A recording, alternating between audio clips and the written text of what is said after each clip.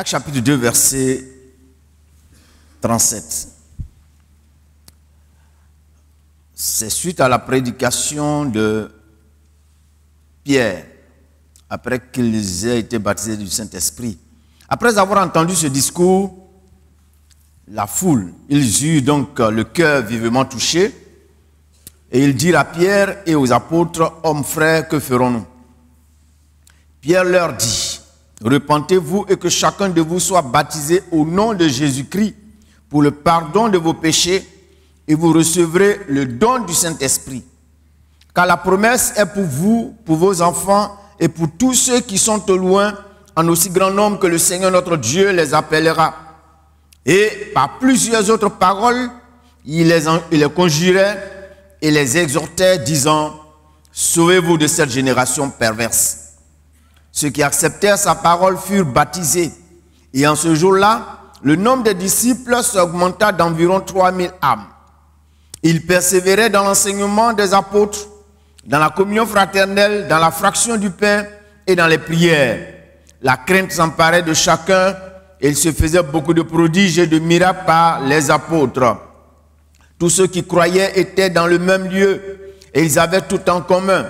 Ils vendaient leurs propriétés et leurs biens et ils en partageaient le produit entre tous, selon les besoins de chacun.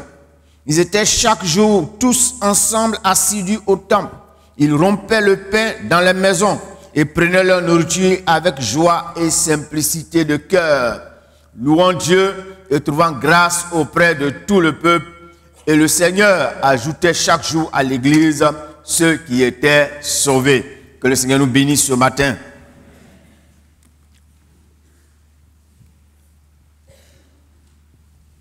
Au niveau de l'Assemblée de Dieu, une des visions fortes de l'heure, c'est d'œuvrer à l'avènement d'un réveil. Œuvrer à l'avènement d'un réveil.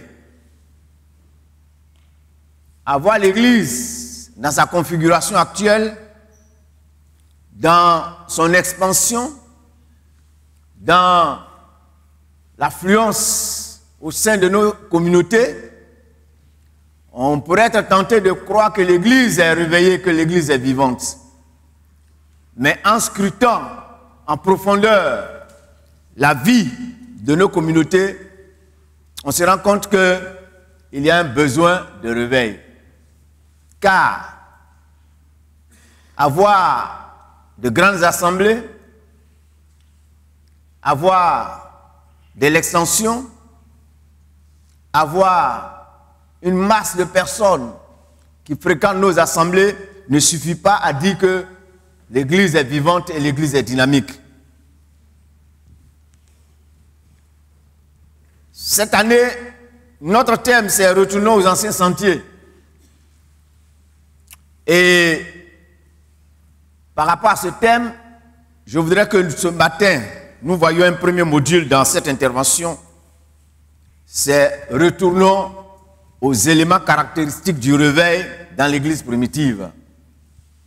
Car l'Église primitive peut être considérée comme le modèle achevé de l'Église réveillée, de l'Église vivante, de l'Église qui est en éveil.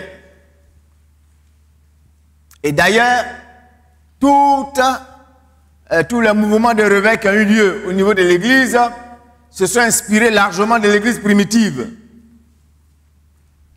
Et on ne peut pas prétendre retourner aux anciens sentiers sans emboîter le pas à l'Église primitive, qui est le modèle par excellence. Et les différents éléments, les éléments caractéristiques du réveil se retrouvent dans l'Église primitive. Et quiconque veut retrouver une foi vivante, une foi dynamique, une foi exemplaire, doit se mettre à lire le livre des Actes des Apôtres et à scruter attentivement les faits et gestes des croyants de l'Église primitive et à les imiter. Cela suffira pour que ta foi prenne une nouvelle dimension. Alléluia. Parce que l'église primitive est le modèle achevé de l'église vivante, de l'église réveillée. Le réveil, nous en parlons et nous allons en parler dans le cadre de cette intervention. J'entame la première partie aujourd'hui et une autre fois je vais continuer, je vais poursuivre. Qu'est-ce que le réveil? J'ai pris le temps de consulter beaucoup de documents en la matière. Et j'ai pris le temps de considérer aussi les définitions que plusieurs illustres hommes de Dieu en ont données. Par exemple, Billy Graham disait ceci par rapport au réveil. Le réveil est une sensation émotionnelle dans laquelle les affections et l'amour pour les choses du monde, le plaisir et le confort se transforment en amour et en consécration pour Jésus-Christ. Donc, pour lui, le réveil nous amène à délaisser tout ce qui est plaisir et à transformer tout en amour pour le Seigneur, en consécration pour le Seigneur. Toré, par exemple, disait, le réveil, c'est lorsque Dieu visite son peuple et l'amène à haïr le péché, à aimer Dieu et à être zélé pour servir le Seigneur. C'est ce que Toré dit par rapport au réveil. Bien d'autres ont donné la définition par rapport au réveil. Et leur emboîtant le pas, je me suis autorisé moi-même aussi à inventorier ma propre définition du réveil. Pour moi, et ce que je vais dire intègre pratiquement le condensé de ce que j'ai constaté et ce que les autres ont dit. Pour moi, le réveil spirituel consiste à sortir d'un état où le croyant est comme assoupi par le sommeil. Parce qu'on ne peut parler de réveil que lorsqu'il y a le sommeil spirituel. J'aurais pu coupler les deux éléments et parler de sommeil spirituel. Donc on ne parle de réveil qu'à une communauté qui est endormie, qu'on considère comme étant endormie.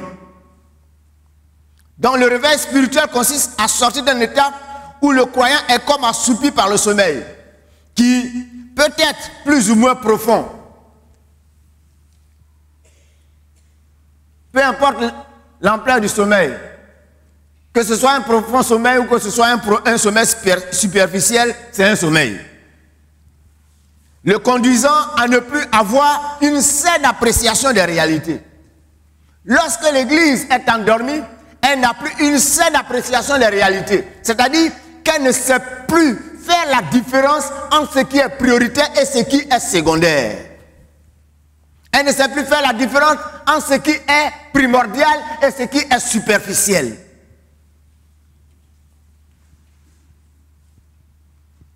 Donc, cela va l'amener à reléguer au second plan les choses essentielles et à privilégier d'autres non essentielles et qui même sont sur certains points nocives pour la survie du croyant dans la foi. Oui, lorsque l'Église est endormie, eh bien, c'est ce qui n'est pas essentiel qui est la préoccupation des chrétiens, des croyants. C'est ce qui même parfois savait être dangereux pour la foi du chrétien qui l'accapare. C'est pourquoi dans Romains, chapitre 13, versets 11 à 14, Romains chapitre 13, versets 11 à 14, l'apôtre Paul dit aux Romains, « Cela importe d'autant plus que vous savez en quel temps nous sommes. C'est l'heure de vous réveiller enfin du sommeil. Car maintenant le salut est plus près de nous que lorsque nous avons cru. » Pourquoi il a dit, c'est maintenant le temps de vous réveiller. Cela importe d'autant plus que vous savez en quel temps nous sommes. Ils sont censés savoir en quel temps ils étaient. Mais à cause du sommeil spirituel, ils n'avaient pas ce discernement. Il leur manquait ce discernement-là. Et Paul va attirer l'attention quant au fait que les temps que nous connaissons doivent vous inciter à changer de comportement, à changer d'attitude. Dans Éphésiens chapitre 5 plutôt. Éphésiens chapitre 5. À partir du verset 3 jusqu'au verset 14.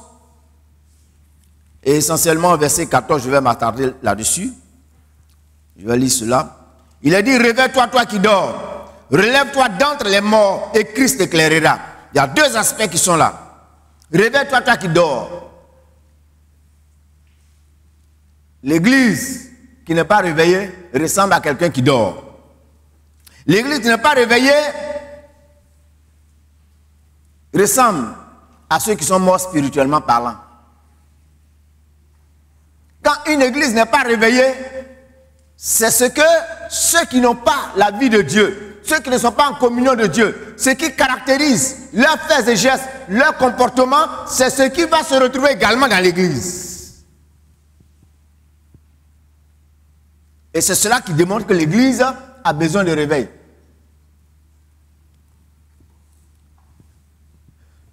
Notons que la nécessité du réveil s'impose à l'église aujourd'hui. Car si on veut s'appuyer sur Romains chapitre 13 que nous avons lu tout à l'heure,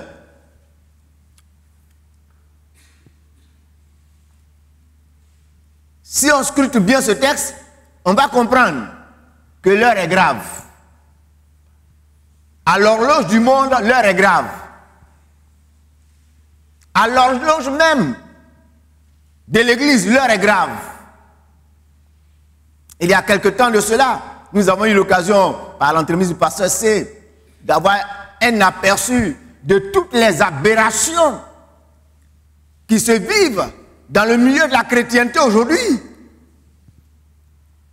Des choses inimaginables. Où des gens se livrent à n'importe quel type de pratique.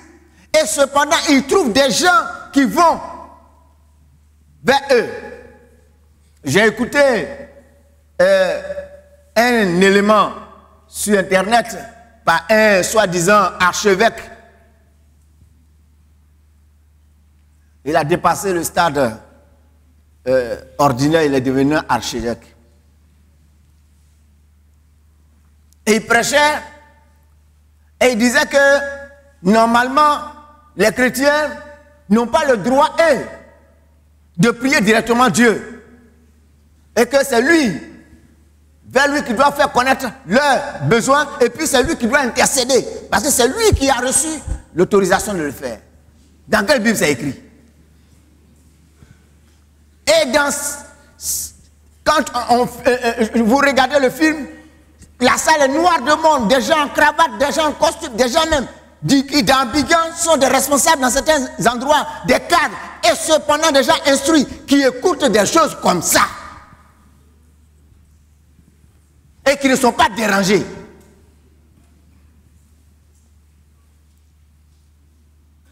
Et il se trouve que certains de nos frères et de nos soeurs qui voyagent beaucoup spirituellement parlant vont dans ces endroits pour aller écouter ce genre de prédication et ce genre de concepts.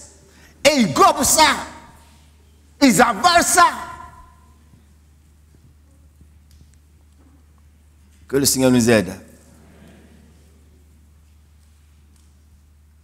Alors, qu'est-ce qui véritablement a caractérisé l'Église primitive et que nous devons chercher à imiter? Cherchons à imiter l'Église primitive. Ne cherchons pas à imiter une communauté X ou Y. Le modèle achevé, c'est l'Église primitive. Ça va nous contribuer à tendre vers le réveil. Une des premières choses qui ont caractérisé l'Église primitive, c'est le fait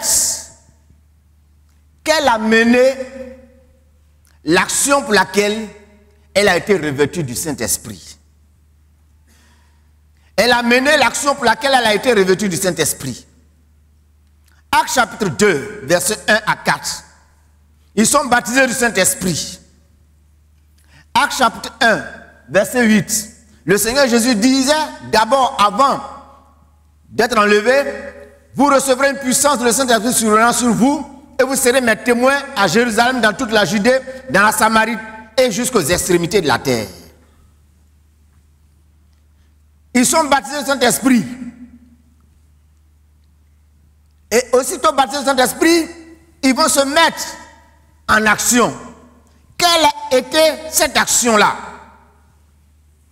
Dans l'église primitive, l'un des premiers soucis des disciples était de voir les nouveaux croyants baptisés du Saint-Esprit, non pas pour parler en langue seulement, mais plus en vue d'avoir en ces nouveaux frères et sœurs des ouvriers et des ouvrières dynamiques pour propager la bonne nouvelle par leur témoignage individuel. Donc l'action qu'ils ont menée après le baptême du Saint-Esprit, c'était de propager l'évangile, de rendre témoignage, de faire connaître le Christ. C'était là leur premier réflexe. Parce que Acte 1, verset 8, le Seigneur dit, vous recevrez une puissance. Et cette puissance, vous allez la recevoir. Et quand vous la recevrez, elle va vous amener à devenir des témoins. C'est pour être des témoins. C'est pourquoi, quand on dit je suis baptisé dans le Saint-Esprit, la première action que cela doit nous conduire à mener, c'est de devenir un évangéliste. Alléluia. Un missionnaire. Parce que c'est pour ça que le Seigneur leur a donné son esprit. Il y a des gens qui disent, je suis baptisé dans l'esprit, ils parlent en langue, et puis ils sont là. Je suis rempli, tu es rempli. Et puis quoi?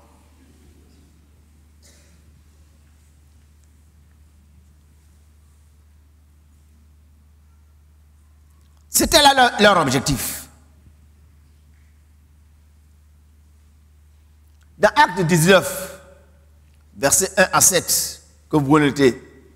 Et d'ailleurs, quand on lit le texte, lorsqu'ils sont baptisés du Saint-Esprit, ce réflexe-là, c'est ce qui va amener Pierre aussitôt à se présenter devant la foule, qui est accourue vers la chambre haute.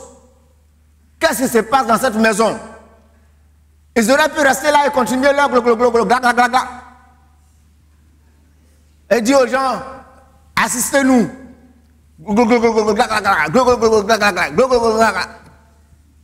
Et puis, il donne le spectacle. Aussitôt, Pierre va au-devant de la foule et vient se mettre à prêcher l'évangile. Alléluia. En effet, que vaut une église où les gens parlent en langue, donnent des prophéties, si elle n'évangélise pas, par un témoignage individuel, contribuant à faire des convertis en son sein? À quoi c'est une église où on parle en langue, où on prophétise, où on donne les dons spirituels? Parce qu'une des conditions essentielles pour laquelle le Seigneur a donné son esprit aux disciples, c'est d'évangéliser, c'est d'annoncer la bonne nouvelle. C'est d'annoncer la bonne nouvelle. C'est là l'objectif du Seigneur. Pour qu'il puisse avoir des guérisons, des miracles extraordinaires, il faut que les gens évangélisent. Il faut appeler ceux qui n'ont pas encore connu le Seigneur. C'est à l'intention des inconvertis que Dieu opère des miracles. Alléluia. Eux, ils ont besoin de miracles pour croire. Mais nous, croyants, nous n'avons pas besoin de miracles pour croire. Parce que nous savons ce que dit la parole. La parole dit, la foi vient de ce qu'on entend et la foi vient de ce qu'on vient de la parole de Christ. Eux, ils ne connaissent pas la parole. Nous connaissons la parole. Nous connaissons le b.a.-ba de la parole. Les 4 points cardinaux entre guillemets de la parole de Dieu. Si je demande quelque chose et qu'elle ne m'est pas accordée, je sais que tout dépend de la volonté de Dieu. Alors je n'en fais pas un drame.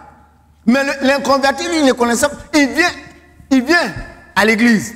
il est soit malade, il est soit paralytique, il a peut-être une infirmité quelque part. Et quand il vient au Seigneur, vous lui dites, Jésus est puissant, Jésus sauve, Jésus guérit. D'accord? Jésus sauve, Jésus guérit. Il n'a qu'à me guérir. Et il met sa foi en action, il est guéri. Et il se rend compte que ce que tu as dit, ce n'est pas du blabla, c'est la vérité. Alléluia. C'est la vérité. C'est eux qui ont besoin des miracles. Regardez dans le livre des Actes des Apôtres. Qui sont les personnes qui ont été guéries? Le premier à être guéri dans le livre des Actes des Apôtres, exercice. C'est qui? Vous êtes loin. Qui? Le boiteux assis à la belle table, porte du temple. C'est lui qui a été le premier à être guéri. C'était un chrétien. Il était déjà converti. Mais pourquoi Dieu l'a guéri? Dieu l'a guéri pour qu'il soit un instrument de témoignage. Et par ce qui s'est passé, le témoignage rendu a contribué à la conversion de nouvelles âmes. Mais on est assis entre nous ici. Jésus est bon, Jésus. Oh, le Seigneur m'a guéri. Alléluia, gloire à Dieu. Pour qui? Est-ce que c'est extraordinaire pour nous? Moi, quand un chrétien vient me dire le Seigneur m'a guéri, pour moi, ce n'est pas extraordinaire, c'est naturel. Mais c'est pour le païen que c'est extraordinaire. Et il a besoin de cet extraordinaire. Et c'est cet extraordinaire qui l'amène à aller chez les marabouts, chez les guérisseurs. Quand il va voir ça ici, il n'a pas besoin d'aller se corrompre. Il n'a pas besoin d'être humilié par un marabout quelque part. Il sait que Jésus est là. Jésus sauve, Jésus guérit. C'est ça. Aujourd'hui, les chrétiens ne rendent plus témoignage. Ils sont baptisés de l'esprit, ils sont assis dans les églises. Ils sont centrés sur eux-mêmes. Ils marchent avec leurs problèmes. Ils les déplacent comme des conteneurs congelés. Ils ne pensent qu'à leurs soucis. Ils ne sont centrés que sur eux-mêmes. Ils ne voient pas que, même s'ils ont des problèmes, mais leur salut est garanti.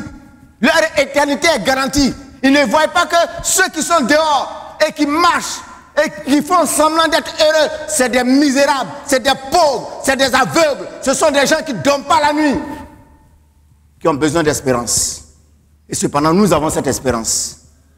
On la retient. On ne partage pas. On a la bouche cousue. Et parfois on est là, on pleurniche la nuit. Parce que je suis là, ça fait longtemps, je ne suis pas marié. Que vos mariages. Permettez-moi de parler.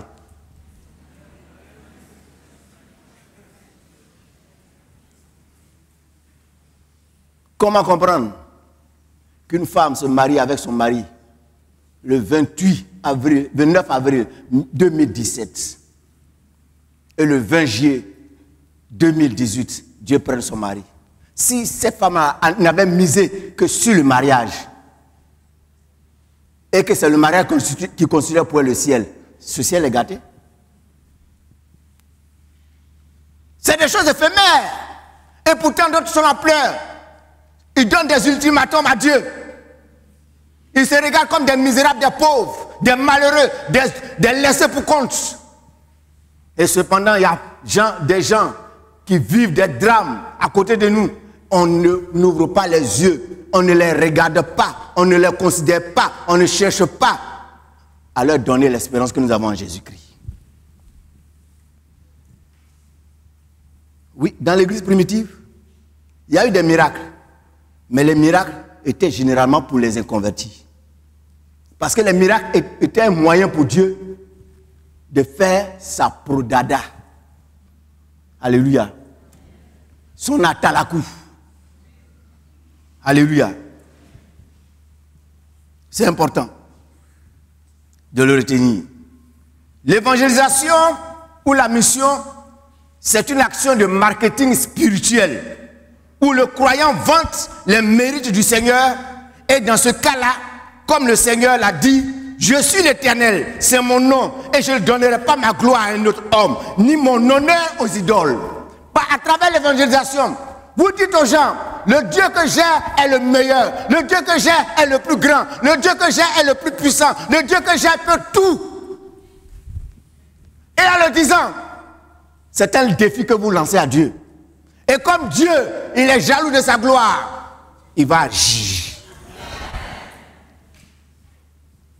Il va se manifester pour confirmer sa parole. Pour dire que lui là, on ne peut pas prendre son nom pour mentir. Je suis l'Éternel, c'est mon nom. Et je ne donnerai pas ma gloire à un autre, ni mon honneur aux idoles. Ésaïe 42, verset 8. C'est pour l'amour de moi, pour moi, que je veux agir. Car comment mon nom serait-il profané? Je ne donnerai pas ma gloire aux autres, à un autre. Retenons pour clore ce premier élément, qu'une église réveillée, c'est des gens remplis du Saint-Esprit et qui par l'Esprit de Dieu saisissent toutes les opportunités pour évangéliser. C'est ça une église réveillée. Une fois, je parlais avec quelqu'un qui ne venait pas aux réunions de mardi. Et je lui ai demandé, mais pourquoi tu viens aux réunions? Il dit, mais réunion comme ça, où c'est les petits qui parlent la parole du début, quoi. Moi, je suis déjà converti. Je vais aller faire quoi là-bas? Aïe!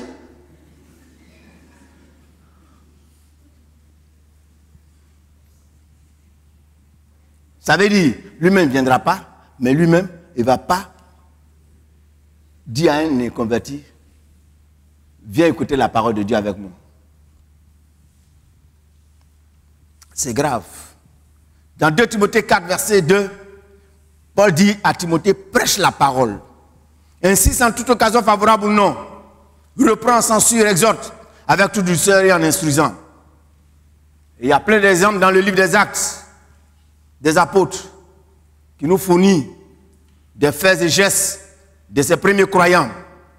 Pierre, dans Actes chapitre 3, suite à la guérison de ce boiteux, il saisit l'occasion pour prêcher l'évangile. Étienne, dans Actes chapitre 7, face à ses bourreaux, il savait qu'il encourait la mort. Mais même malgré la mort qui planait sur sa tête, il n'a pas eu peur. Il a donné l'un des plus grands messages de l'église naissante. Actes chapitre 7. Philippe, avec l'eunuque éthiopien, Actes chapitre 8.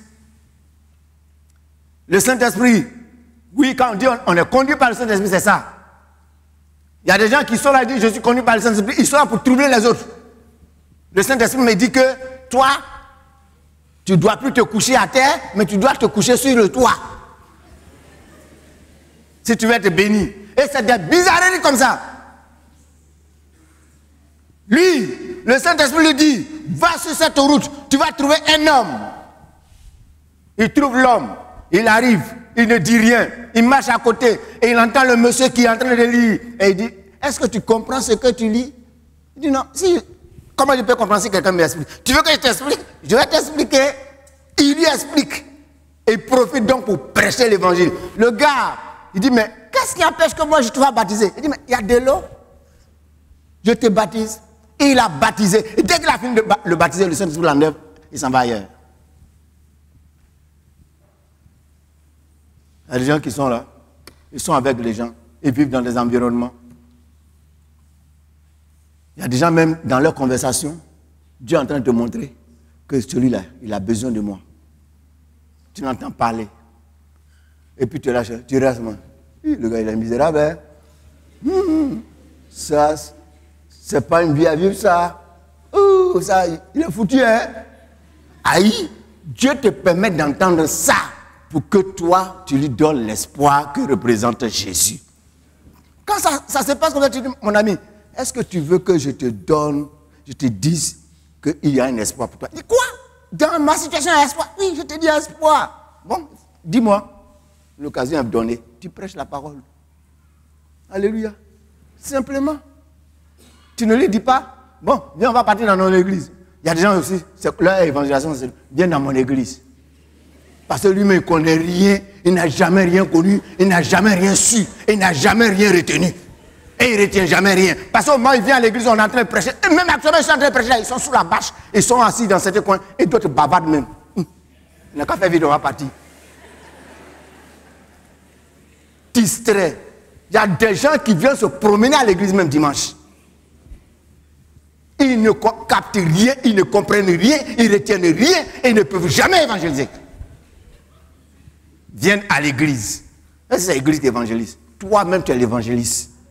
Si Dieu t'a donné son esprit, c'est pour que tu sois un instrument de ses mains pour changer le visage de la société. Que le Seigneur nous aide à comprendre. Paul était à Athènes. Il était devant une assemblée d'érudits, une assemblée des adeptes des grands et beaux discours. Il n'a pas eu peur. Parce qu'il était rempli du Saint-Esprit. C'est lui qui disait dans Romains, je ne prends un de l'évangile parce que c'est une puissance de Dieu pour le salut de quiconque croit. Il ne s'agit pas pour toi de dire, est-ce que moi-même je connais papier? Non. Est-ce que moi-même j'ai doctorat? Moi je n'ai pas doctorat, mais je parle. Je parle. Et ce que je dis, ce n'est pas français, je parle. C'est la parole de Dieu que je prêche. C'est la parole de Dieu qui est mon langage. Et ce langage-là, quand tu es rempli du Saint-Esprit, Dieu te donne la capacité de pouvoir l'avoir. Si tu es quelqu'un qui a reçu le Saint-Esprit, tu es quelqu'un qui s'accoutume à la lecture de la parole de Dieu, Dieu va te donner ce langage. Et tu auras des mots pour convaincre. Parce que la puissance de Dieu se trouve dans sa parole. Que le Seigneur nous aide à comprendre.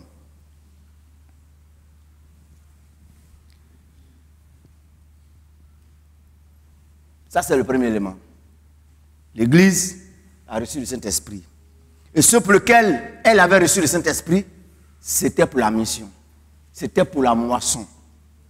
Et elle s'y est attelée. Et si nous voulons être une Église vraiment réveillée, nous devons nous mettre en action. Alléluia. Deuxième élément.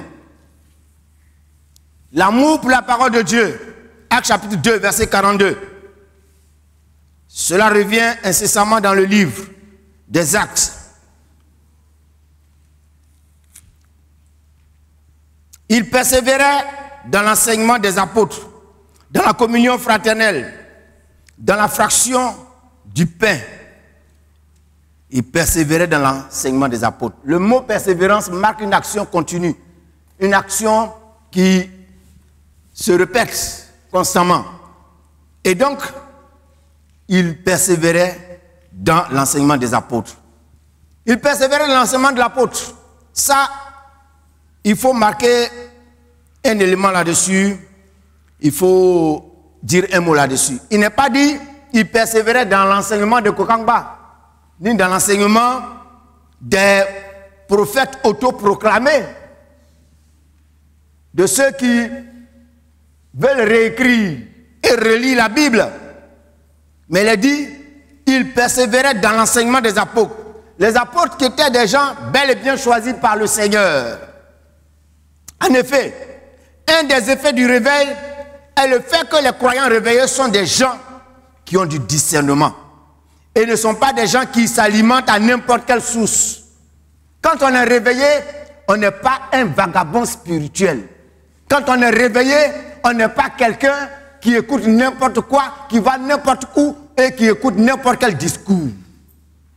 Un chrétien réveillé, c'est quelqu'un qui a du discernement. Un chrétien réveillé, il sait qui il écoute. Il y a des gens, dimanche, c'est le pasteur Kwame qui est leur pasteur. C'est le pasteur C qui est leur pasteur. Mais à partir de lundi, c'est quelqu'un qui est dans un gros là-bas, qui est son prophète et c'est lui qui l'écoute. Moi, il sait ça.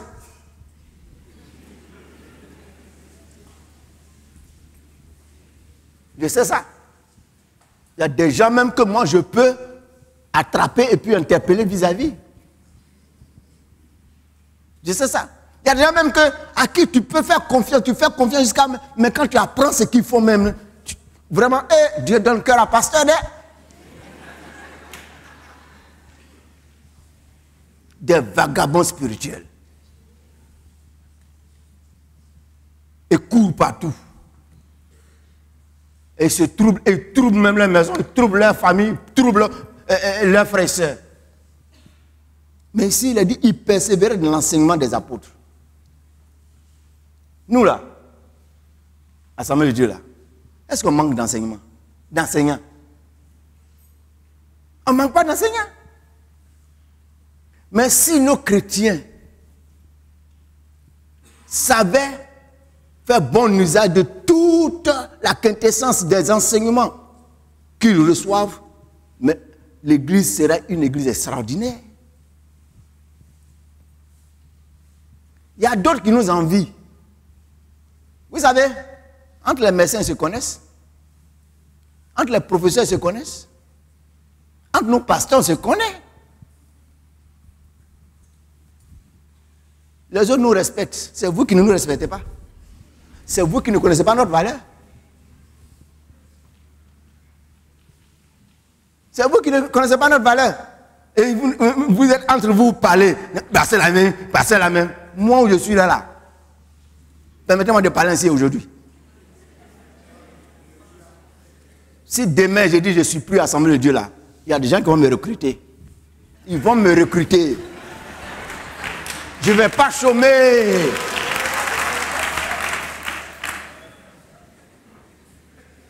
Ah oui. Et cependant, malgré tout ce que Dieu nous permet d'avoir comme potentiel pour mettre à votre disposition, certains négligent, certains minimisent, certains méprisent. Et cependant, on dit non, il faut qu'on prie pour que l'église se réveille. Mais le réveil, c'est là. Le réveil, c'est ce que je suis en train de mettre en relief. L'amour pour la parole de Dieu. Plusieurs indices nous permettent d'affirmer que les croyants de l'église primitive accordaient une place de choix à la parole de Dieu dans leur culte et dans leur vie en général. Actes chapitre 4, verset 33. Actes chapitre 5, verset 42. Et chaque jour, dans le temple et dans les maisons, ils ne cessaient d'enseigner et d'annoncer la bonne nouvelle de Jésus-Christ. Un des éléments autour duquel tournait, était axé leur rencontre, leur rassemblement, c'était la parole. Un des éléments qui avait une place de choix dans leur rassemblement, c'était la parole de Dieu. À un niveau personnel, c'était un des éléments primordiaux. La parole de Dieu se répandait de plus en plus. Le nombre des disciples augmentait beaucoup à Jérusalem. Actes chapitre 6, verset 4 et verset 7.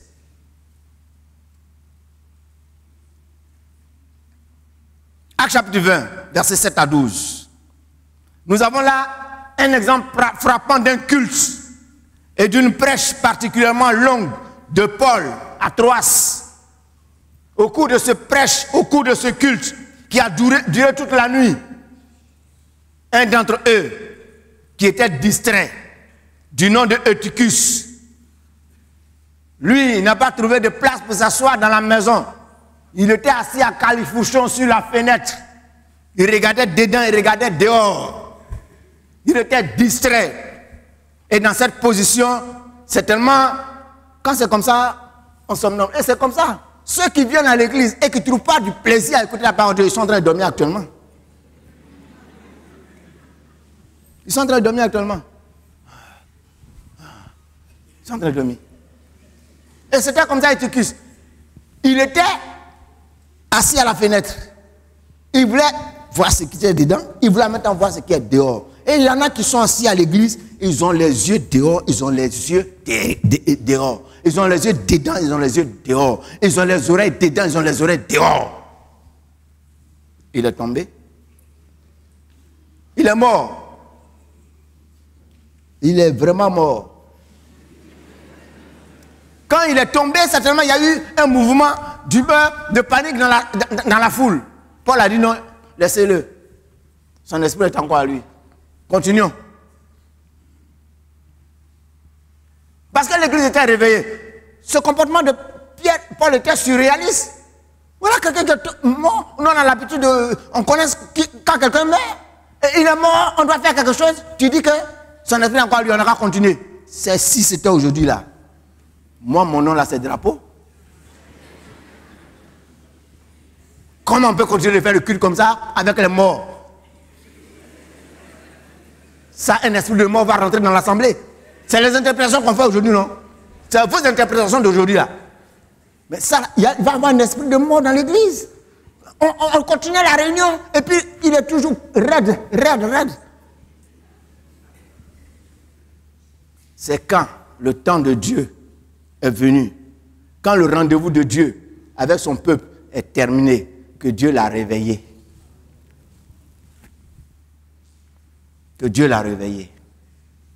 Chers frères, chères sœurs, quelle importance nous accordons à la parole de Dieu, à la présence de Dieu. La restauration de l'importance de la parole de Dieu par une communauté et le croyant pris individuellement constitue un des baromètres essentiels du réveil, et du vrai réveil. Ça, c'est important de le dire. L'Église a adopté ce programme qu'on appelle PNPR. Il faut prier. Même à la convention, ils ont distribué des documents. Et il y a des programmes de prière. Nous avons approché le Bureau national parce que c'est nous qui nous occupons de l'étude biblique communautaire. Il ne peut pas avoir de réveil parce qu'une église qui prie seulement et qui n'étudie pas la parole de Dieu, il y a un déséquilibre. Et nous avons fait savoir cela, que vous dites on n'a qu'à prier, on prie beaucoup. Mais si vos chrétiens là, ils ne sont pas assis dans la parole de Dieu là, demain là, il va voir n'importe quoi qui va se faire. C'est pourquoi le programme d'études bibliques que nous avons adopté ici à l'église, il y a des gens qui disent, mais on vient, jeudi on ne prie plus. Vous avez beaucoup prié jusqu'à, vous avez changé comment?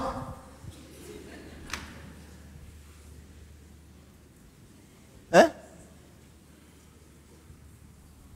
Je connais des choses, je sais des choses. Ne me faites pas parler. Maintenant, il faut que la Bible vienne prendre sa place pour changer ce qui doit changer. Et je bénis Dieu.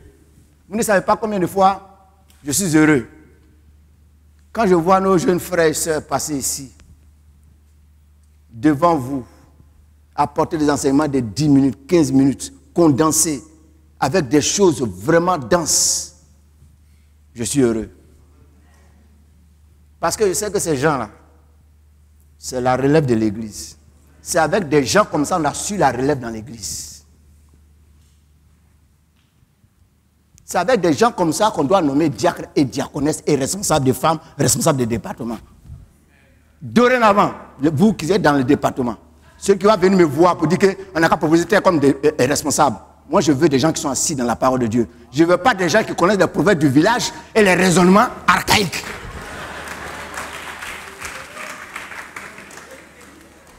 Même s'ils sont assis, que la tête est jolie, que leur visage est beau, je m'en fous. Je veux des gens qui connaissent la parole de Dieu. Des gens qui sont assis dans la parole de Dieu et qui vont raisonner à partir de la parole de Dieu, qui vont appréhender les situations à partir de la parole de Dieu. C'est ce qui permet un réveil dans l'église. Ce n'est pas l'archaïsme qui permet à l'église d'être réveillée.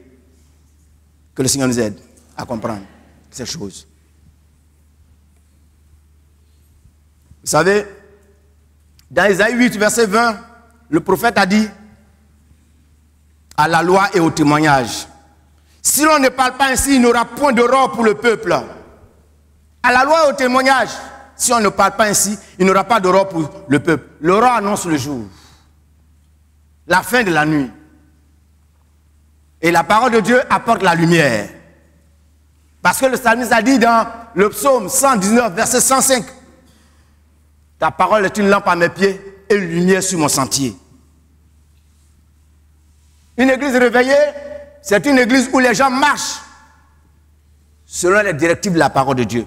Quand il y a une situation, on dit la Bible dit quoi? La parole de Dieu dit quoi? Nous ne sommes pas des gens sans loi. Nous sommes des gens qui sommes régis par une loi. La loi de la parole de Dieu. Les règles de la parole de Dieu. Nous ne sommes pas comme les gens qui ne connaissent pas le Seigneur. Ceux qui ne connaissent pas le Seigneur, ils raisonnent d'après leurs principes et d'après leur code à eux. Nous raisonnons à partir des principes de la parole de Dieu.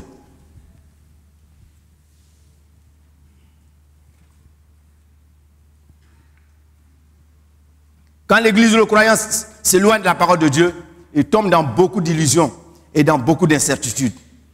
Avec la clé, le chaos et dans bien des travers, tout comme et également tout ce qui est contraire à la volonté de Dieu. Le vrai réveil commence toujours par des réformes individuelles et collectives, qui est le signe notable d'une repentance sincère, suite à une interpellation ou bien aux interpellations de la parole de Dieu.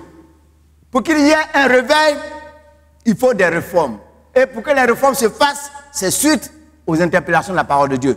Tout ce que Dieu met à notre disposition, tous ces prédicateurs qui défilent ici et qui prêchent la parole de Dieu, c'est pour nous donner, nous interpeller, afin que nous opérions des réformes individuelles, personnelles.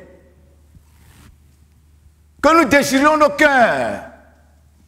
Comme le dit Joël chapitre 2, verset 13. Déchirez vos cœurs et non vos vêtements et revenez à l'Éternel. Parce qu'avant, quand une situation était touchante, quand le peuple avait pris conscience qu'il avait pris une mauvaise direction, eh bien, on déchirait son vêtement. On s'humiliait en signe de repentance. Aujourd'hui là, face à la parole de Dieu, combien de chrétiens versent des larmes quand la parole de Dieu met à nu leur carence? Combien? Moi, je bénirai le Seigneur que, par exemple, suite aux prédications où Dieu indexe nos carences, nos travers, que des gens tombent à terre, que des gens pleurent, que des gens s'humilient devant le Seigneur. Mais ce genre de message, on ne veut pas. Parce que quand tu prêches ce genre de message, la salle est glacée. Personne ne veut bouger parce que personne ne veut qu'on sache qu'il est dedans aussi. Mais viens prêcher un message qui dit, le Seigneur te bénit, le Seigneur t'apporte ton don. Alléluia, alléluia, alléluia, alléluia, alléluia. Ce n'est pas des messages qui réveillent. Le vrai message qui réveille, c'est les messages qui apportent un changement, qui nous amène à des réformes. Et il y a nécessité de faire des réformes. Des réformes de nos vies. Nous avons besoin de réformer nos voies. Nous avons besoin de réformer nos façons de nous comporter, de vivre, de marcher. C'est ce qui va permettre le réveil. Que le Seigneur nous aide.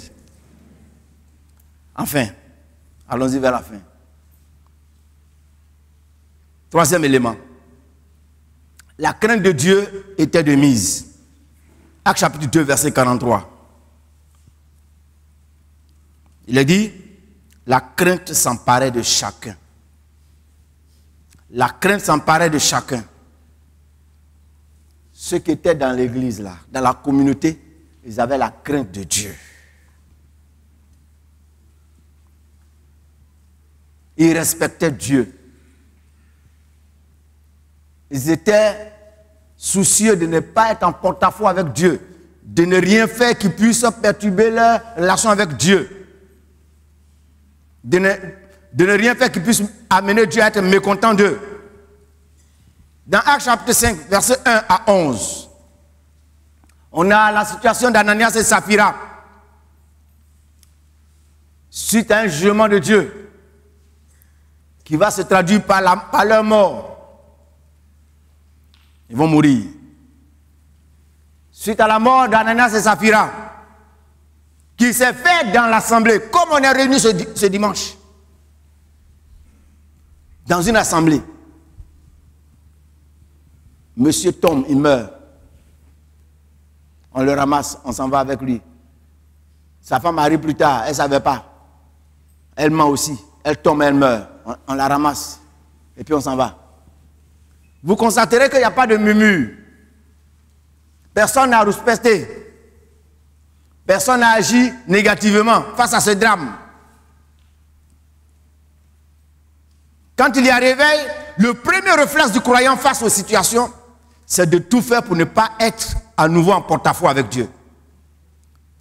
Il s'interroge pour savoir si la réaction qu'il va avoir sera en harmonie avec la volonté de Dieu. Si le comportement qu'il va adopter ne va pas impacter négativement sa relation avec Dieu. Parce que quand on est réveillé, une des choses essentielles qu'on cherche à sauvegarder, c'est d'être en harmonie avec Dieu.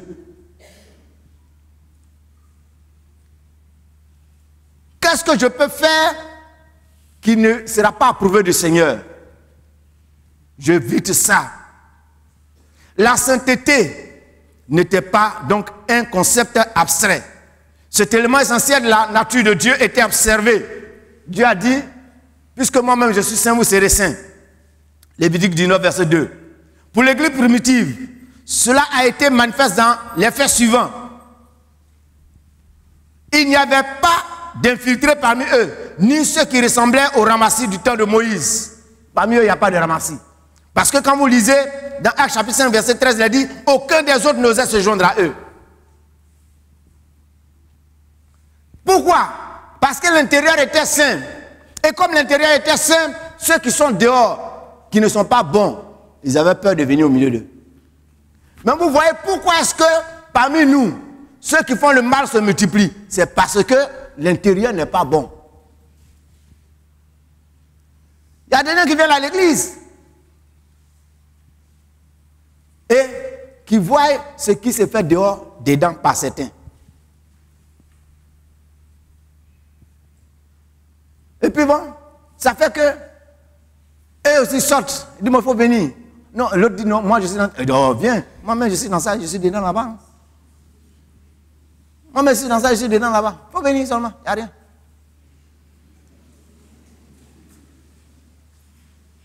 Mais il est dit ici, aucun des autres n'osait se joindre à eux. Mais le peuple les louait hautement. Alléluia. Il a oublié de fermer. Il n'a qu'à fermer. C'est ça, portable. Ça unit les gens.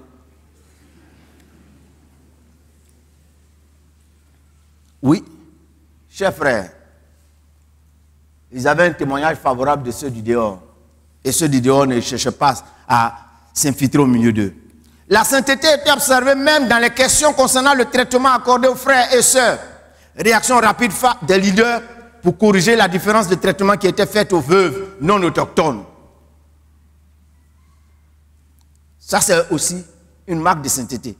Le fait que, véritablement, il n'y avait pas de différence. On faisait en sorte que les gens soient traités justement, équitablement. Quand il y a réveil, il n'y a pas de discrimination et autre préférence injuste dans l'église. Je vais terminer pour ce matin par le dernier élément. La communion fraternelle était excellente. La communion fraternelle était excellente. Actes chapitre 2, verset 42.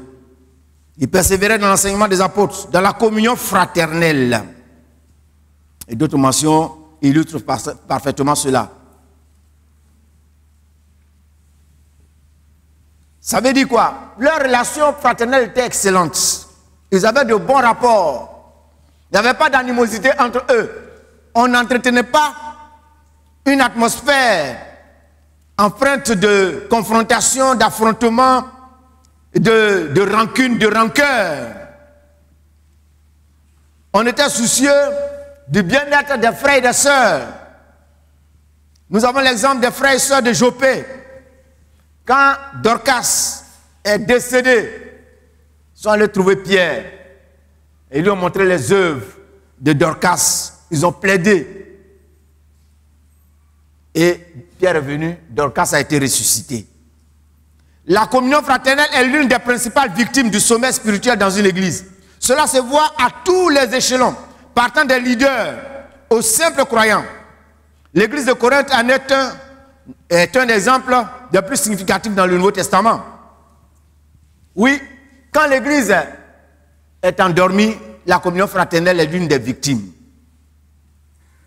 Parce que, eh bien, il va avoir toutes sortes de comportements.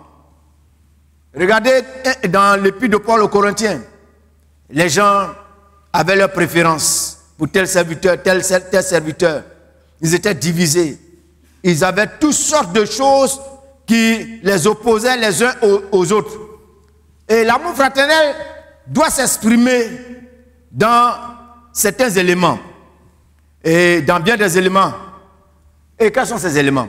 L'amour fraternel doit s'exprimer dans notre capacité à user de prévenance face aux besoins que nous percevons chez nos frères et nos sœurs. On est là. Tu vois un frère dimanche là, c'est le même pantalon qu'il porte. La sœur, sur 4 dimanches, elle a 2 habits. En quinzaine, de façon alternée. Et tu as constaté ça. Et puis, tu agis comme ce que Jacques dit dans Jacques 2, versets 14 à 16. Mes frères, que sert-il à quelqu'un de dire qu'il a la foi s'il n'a pas les œuvres? La foi peut-elle le sauver? Si un frère ou une sœur sont nus et manquent de la nourriture de chaque jour, et que l'un d'entre vous leur dise, allez en paix, chauffez-vous et vous rassasiez, et que vous ne leur donnez pas ce qui est nécessaire au corps, à quoi cela sert-il? On doit être prévenant. C'est-à-dire, si tu vois une situation dans laquelle ton frère se trouve, tu constates que, par exemple, c'est au plan matériel qu'il a des besoins, et que toi, tu peux y faire face. La communion fraternelle commande que tu y fasses. Tu puisses y faire face. J'étais dans une église, et il y a un frère qui est allé voir un frère qui travaillait, qui était quand même quelqu'un qui avait une certaine position, et il est allé le voir pour 1000 francs. Il est allé voir le frère parce qu'il avait un besoin de 1000 francs pour une situation. Il a vu le frère, et puis le frère dit non, on va voir le pasteur. Le frère est venu me voir, il me dit, pasteur, bon, j'ai un souci là, c'est un jeune, bon, mais je suis allé voir tel tonton là, mais il m'a dit de venir te voir. Il dit quoi? C'est pour 1000 francs? C'est pour 1000 francs, il te dit de venir me voir. Je dis, d'accord, il n'y a pas de problème. Je lui ai donné les 1000 francs, les 1000 francs. Je n'ai rien dit au frère. Ben, moi, je suis comme ça. Les palabres inutiles, là, je ne fais pas. Il y a des palabres de Dieu, il faut laisser Dieu lui-même faire. Oui. Tu sais que ton frère ou ta soeur est dans le besoin. L'amour fraternel commande que si tu as la possibilité de pouvoir toi-même intervenir face à cette situation, il faut intervenir. Alléluia. Et puis tu interviens et puis après tu te tais aussi. Il ne faut pas faire comme ses frères ou bien ses soeurs là. Il a donné la chose au frère ou bien à la soeur. Peut-être c'est un pantalon ou bien c'est un costume. Et puis le dimanche suivant, le frère c'est... Mais tu lui as donné la possibilité de porter aussi. Et puis il porte son costume, vient dimanche. Les autres frères disent, ah mais vraiment, le gars, tu es tiré de Dieu. Alléluia, c'est la grâce de Dieu. Le Seigneur m'a béni. Et puis toi tu es assis là, tu dis, mais est-ce que tu vois le costume que le frère porte là? C'est moi qui lui ai donné. Et puis il est en train de faire malin.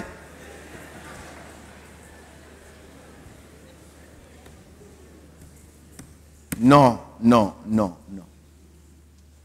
Tu te tais, tu regardes et tu bénis le Seigneur. Alléluia. Mais il ne s'agit pas pour toi d'avoir cette attitude-là. Ce n'est pas l'attitude d'un chrétien qui est réveillé. Parce qu'il y va de la dignité du frère. Alléluia. Tu lui as donné pour qu'il en soit digne. Mais il ne faudrait pas avoir une attitude qui porte atteinte aussi à sa dignité. De cette façon-là. Que le Seigneur nous aide. 1 Jean 3, verset 18. Petits enfants, n'aimons pas en parole et avec la langue, mais en action et avec vérité. Le souci de sauvegarder la communion fraternelle commande de régler toutes les dissensions avant la tombée de la nuit, de faire nos offrandes, de prier et d'accomplir notre service chrétien, car il influe sur l'onction et sur l'approbation du Seigneur. Vous voyez pourquoi parfois il n'y a pas onction. Ça s'adresse à nous tous. Le souci de sauvegarder la communion fraternelle nous oblige à ne pas garder nos rancunes, à ne pas avoir des rancunes tenaces. Avant de faire nos offrandes, nous devons régler tout ce qui est à régler, car il influe sur l'onction et sur l'approbation de Dieu. À supposer que moi, qui suis en train de prêcher ce matin, la nuit dernière, j'ai chiffonné proprement ma femme. Elle et moi, on s'est chiffonné proprement. Et puis ce matin, je me suis mis dans mon costard et puis je viens, puis je prends la parole. Alléluia. Et puis je suis en train de prêcher comme ça. Je n'aurai pas l'onction que j'ai ce matin. Or, C'est ce cinéma et ce cirque qu'une église endormie donne au Seigneur. Vous savez pourquoi est-ce que j'ai décidé de prêcher avant de faire l'offrande? C'est pour être en harmonie avec mon message de ce matin. Pour ne pas que des gens fassent des offrandes que Dieu ne va pas recevoir.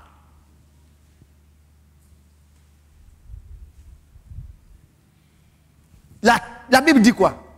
Avant de faire ton offrande, je lis le texte. Si donc tu te présentes devant l'autel, tu présentes ton offrande à l'autel, et que tu te souviennes que ton frère a quelque chose contre toi, laisse là ton offrande devant l'autel et va d'abord te réconcilier avec ton frère, puis viens présenter ton offrande. Je veux décourager ce matin des gens qui veulent que leur vie chrétienne soit réveillée. Peut-être que c'est monsieur, madame. Ça fait des jours, vous ne vous parlez pas. Vous vous boudez mutuellement, réciproquement. En la matière, parfois il y a des hommes qui sont très forts. Et il y a des femmes aussi qui sont très fortes. Et cependant, vous alignez les uns après les autres pour venir faire votre offrande. Cette offrande-là, Dieu ne va pas la recevoir. Vous avez mis, c'est rentré. Mais Dieu qui est en haut, c'est pour lui que tu as donné. Ton offrande sera comme une mauvaise odeur. Comme odeur de la décharge d'Aquedo.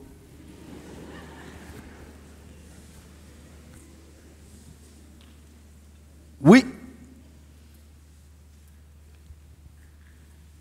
Si tu sais qu'avec ta femme, ça ne va pas ce matin, et si tu veux que ta vie chrétienne retrouve des couleurs avec le Seigneur, commence. Même si c'est tout à l'heure même. Sortez, allez-y quelque part, chérie. Bon, vraiment, tu laisses tomber. Alléluia. Peut-être c'est avec ton frère. Ça ne va pas. Sortez des rangs, allez-y, à côté. Parlez entre vous.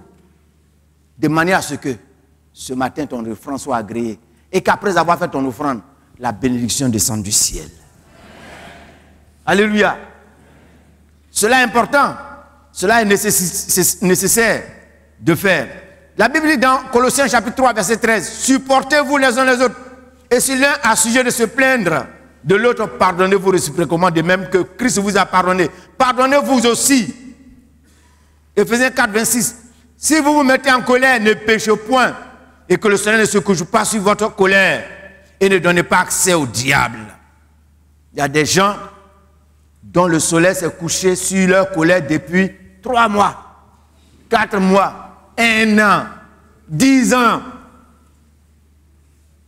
Ils sont assis là, peut-être même ils sont mariés. La rancune est tenace, elle est dans le cœur. Elle est en train même de se cautériser.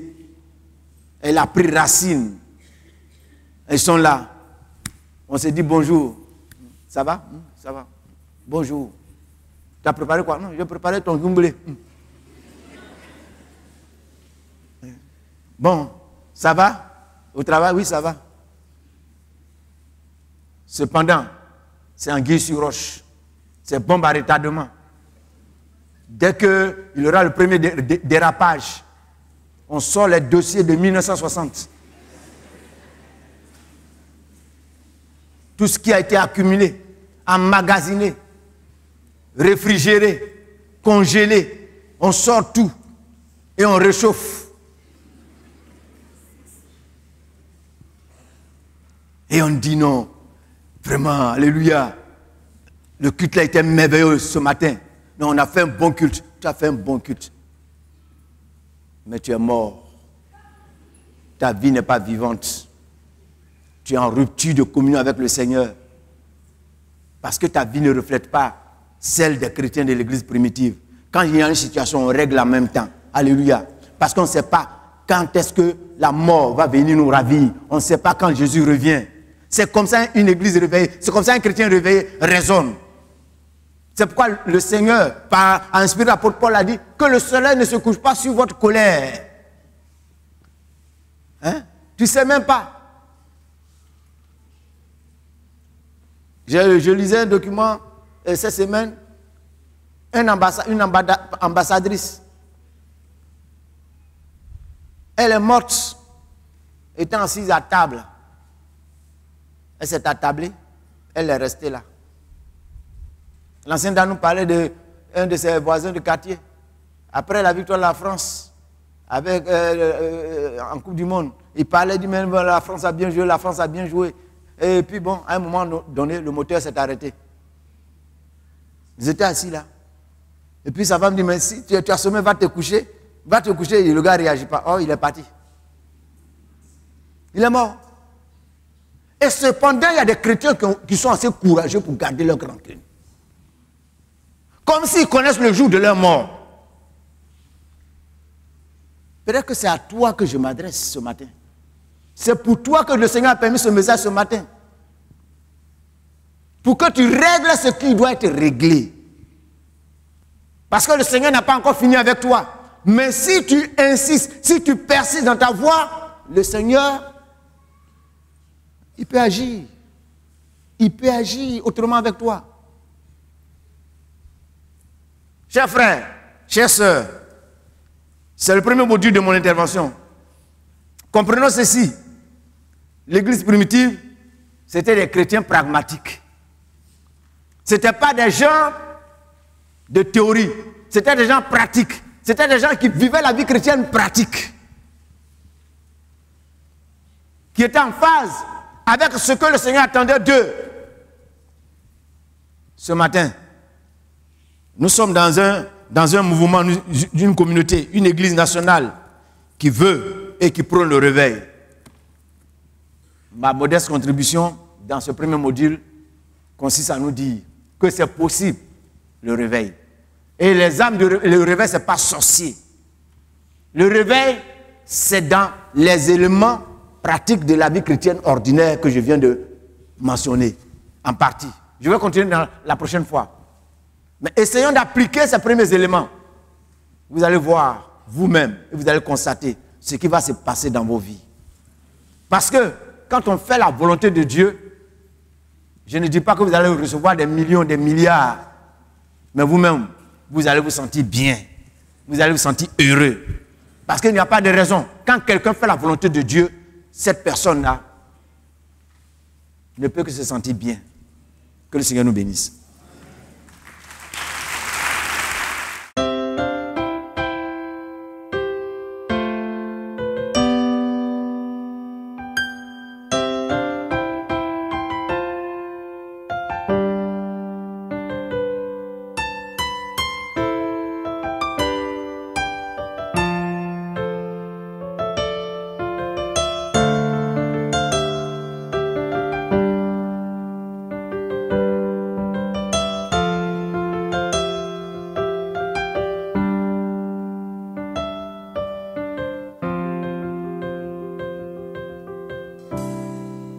Voici, ô Dieu,